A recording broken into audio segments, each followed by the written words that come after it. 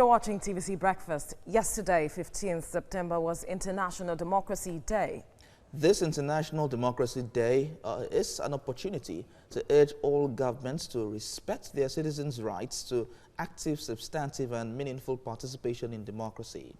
Nigeria is still celebrating 20 years of unbroken democracy, but many say true democracy is a two-way street built on a constant dialogue between civil society and the political class. Political commentator Razak Olokoba joins me now to discuss this. Thank you so much for joining me. Strengthening Nigeria's democracy. First of all, 20 years of democracy, how far have we fared? You agree with me that our participation of the people has increased tremendously.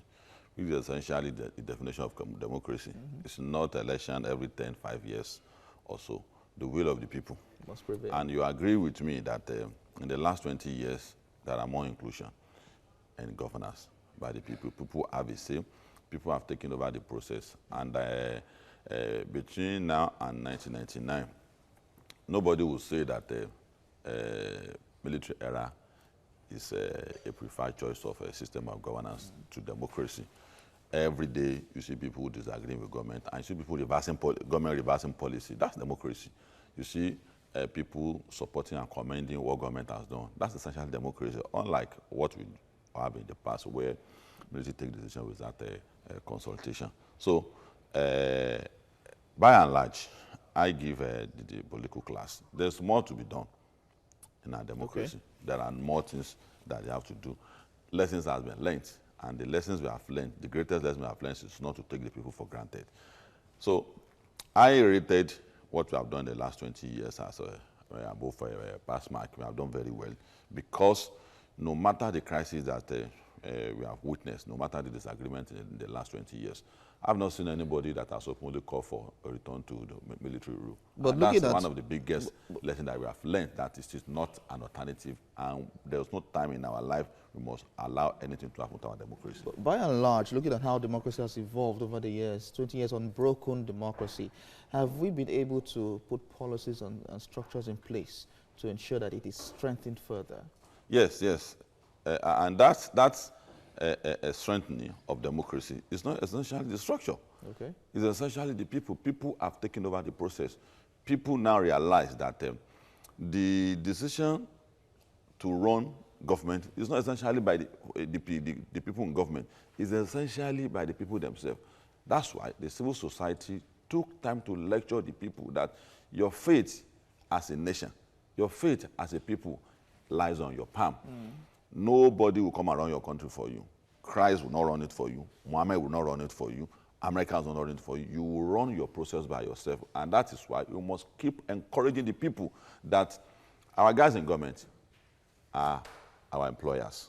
See it from that perspective that a president, a governor, a councillor, a senator, they are our employers. And they must at all times obey the biddings of the people. And that is the greatest achievement we have learned so far. Before now, you will see the attitude of the people, they like that category. But today, a 15-year-old person is beginning to ask questions. Okay. What are the parliaments doing? Why are those bills not passed? What is the executive doing? Why are the judiciary behaving? What informs that judgment? You see young people asking questions. Inclusion. And 82 people registered as a voter in Nigeria. That's a very huge achievement for us as a nation. Before, they said lukewarm attitude that my nation doesn't count. And I register, I don't register, it doesn't count. But now, people now see the ballot box. People now see that instrument as a thing to change, to mar, and to be the political career of our politicians in our life. Yes, we understand that we have 20 years of unbroken democracy, but statistics would reveal that the last election had the lowest turnout, so to speak, in Nigeria's history. What does that say of active participation of citizens? The decision of the people not to take part in elections is one of the ways to judge if we have thrived democratically. But there are areas that we must also look at.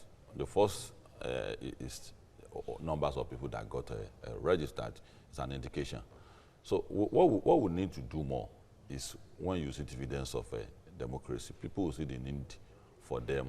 When you said dividends of democracy that the people need to see, what are you saying? Is it that the dividends of democracy is not visible enough to push Nigerians to say, I want to make certain decisions to vote. I want my voice heard when it comes to making choices of leaders we have? There are two ways. If your vote doesn't count, people get reluctant to vote. That's one. Two, if you don't see anything to hold on to that the government has done for you, people don't see the need. Either party A or party B, it does not matter. So, and that is where I hinge on, that by the time you see more roads in your communities, lives are getting better, economy is thriving, you will want that policy to be sustained. And the best way to sustain that policy is to be part of the election process. See, like I said in other forums, that the most cardinal aspect of democracy is the involvement of the people. What we need more now is to do things that will make more people take part in democracy. For instance, if you look at the parliament, the decisions that are taken by the parliament, the bills that are passed, are they elitist? Are they for the people? That's one area. Then the executive too. All the policies that executives are running, where does it emanate from? Does it emanate from the people?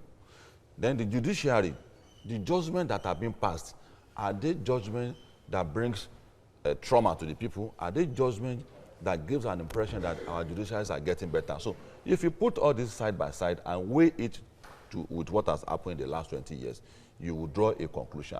As far as I'm concerned, I want to say that our democracy in Nigeria has gone far higher. Past mark. Speaking about the judiciary, we just saw the Presidential Election Petition Tribunal, which was for the first time in Nigeria's history aired on national television, and people could view the proceedings. A big consolidation. Now, how does that consolidate our democracy, so to speak? That is why people will say that the government in today must be sustained. So, and the best way to sustain such a democracy is for us to take part in all the democratic processes, get your ballot boxes, vote at the right time, ensure that the party that will make your trauma go away gets back to power. So, if you put all these things together, these are ways for people to lure Nigerians to take part in democratic process. Election every 4 years is part of democracy, but it's not essentially the definition of democracy. It's an ingredient when it comes to when we talk about democracy. Yes, it's an ingredient. So by and large, Nigeria impressions about democracy is not as it used to be 20 years ago. And the impression of the rest of the world are also about Nigerians, where you wake up one day and declare a governor, a senator winner. It's beginning to change. What has happened in the last 1 week, the presidential tribunal election, yeah, has changed the perspective of the rest of the world about Nigerians. You think so? Yes. So such that if there are challenges in African democracy now, people are beginning to call on Nigerians for consolation, for advice, for seminars. So, and I want our government to also not relent on that. There's a perspective to which people are beginning to see this government now, and that perspective must be sustained. But then some Nigerians are still saying that the dividends of democracy, they haven't enjoyed it as much as they should, because 20 years, they should have begun to see these things yield its fruit, so to speak. We see those who fought for democracy and all of those. For people who have said that, what you need to do is to begin to continue to console them. What is on ground? How long can you keep consoling people? What is on ground in Buhari's government? I am convinced that it's going to get to all of us. There is no state of the country today that you won't feel the federal government impact. There's no state. There is no state in the country today that you won't say that taxpayers' money is at work. Either Lagos, mention any country or any state of Nigeria. And what I'm saying is that it's turn by turn. Maybe it's a security issue that he's talking about. Maybe he lives in the northeast. Maybe Okaram is still on the prowl. So, and for me, it's the economy. So, economy is getting better. We are paying more prices for it, but it's getting better. So, that's why I say it's going to get to him. Bukaram will face that. So, for every Nigerian that still face that it has not gotten to him, I am convinced that Buhari's government will get to all of us. I am convinced. I have that conviction. So let's talk about democracy. Now, there are roadblocks to the strengthening of democracy. How do we surmount them?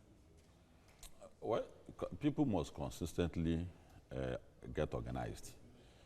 If you agonize, it may not get to you. We must continue to organize, because the greatest consolation we have as a people when you have democracy is liberty. Okay. Civil liberty, freedom to express yourself, freedom to join and leave any organization. And that is where other things comes on board. When you have the freedom to do so, you then have the freedom to make demands from the government. So to remove roadblocks from the way to actually getting or assessing the dividends of democracy is for the people to become organized. If you are organized, your government will take you serious. But if you are not organized, and there is no semblance of anger in you, because the greatest ingredient of change in the world is anger. Is the ingredient for revolution, the ingredient for change. So if you organize and you demonstrate constantly your dissatisfaction or agreement with the government, you will be taken serious.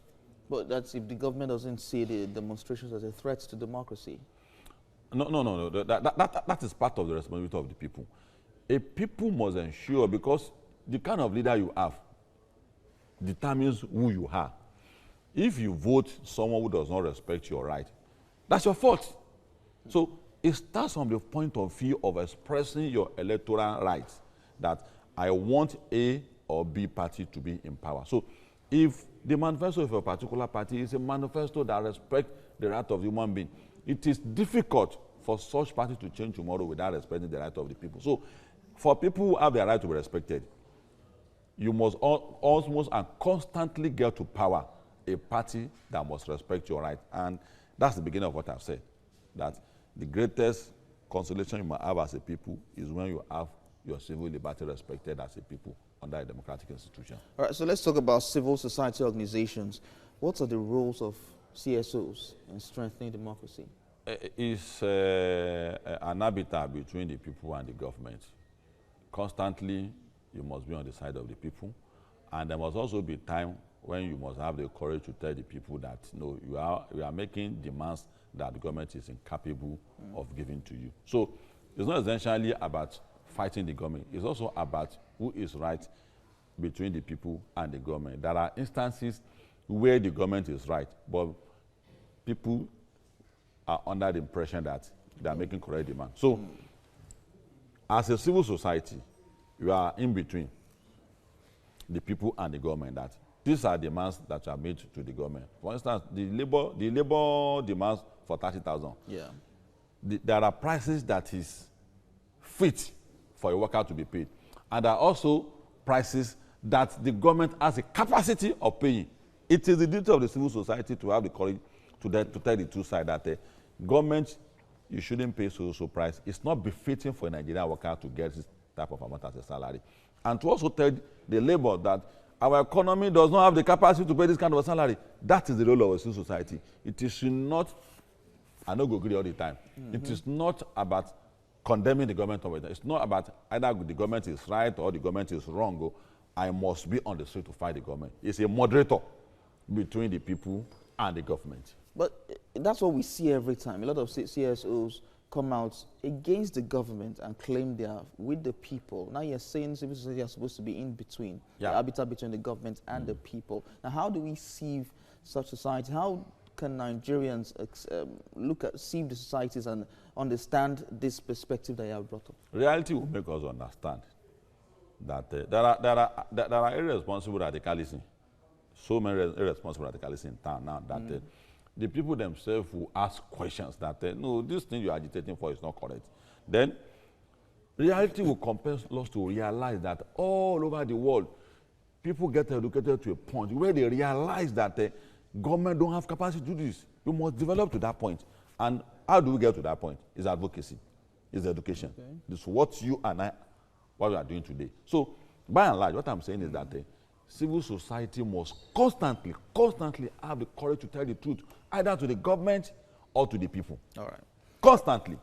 All right. Thank you so much, Razak Olokoba, for talking to us on this. It's a pleasure being with you. Thank you.